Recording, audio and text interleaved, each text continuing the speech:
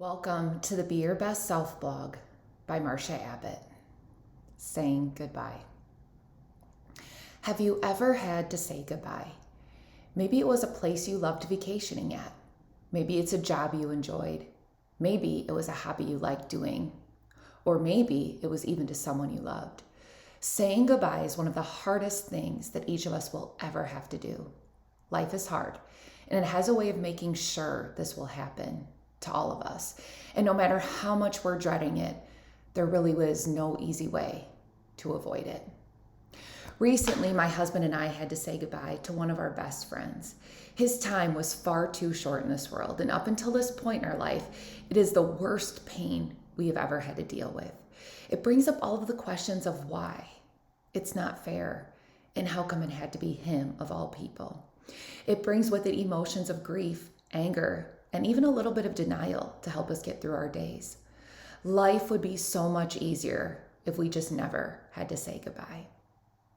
So as I write my final blog, yes, you heard that right, I have chosen to not say goodbye to this hobby I love so much.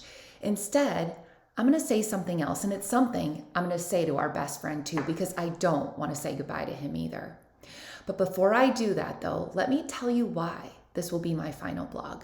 Sometimes life takes you down a path that can be so much fun, awfully inspiring, and greatly rewarding. It takes us to a place where we get to actually know that we made a difference in others' lives, just like our friend did while he was here with us.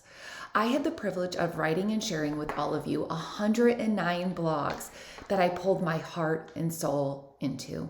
Sometimes the weeks would go by where I wasn't sure my message was impactful, but mostly I was fortunate enough to learn from others that I did change their life with my words, at least a little bit anyway.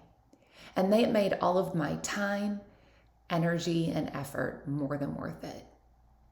But we also get to a point where we know life is pulling us in a different direction. It's a place where we realize that other people in our life need more of our time and attention than our hobbies do. And for me, that time has come. The great pull I had that pushed me to do this blog over 2 years ago is the same pull I'm having now, knowing that my time is up and I'm needed elsewhere in my life. These past 2 years have been amazing. We all had the chance to learn from each other. We gained new perspectives on some of life's hardest topics, but mostly we learned that we're not alone in this world that can sometimes be hard to navigate. So as I wrap up this final blog, I want to encourage all of you to keep popping on my website when life has you down. I want you to keep reading when you need a friend by your side.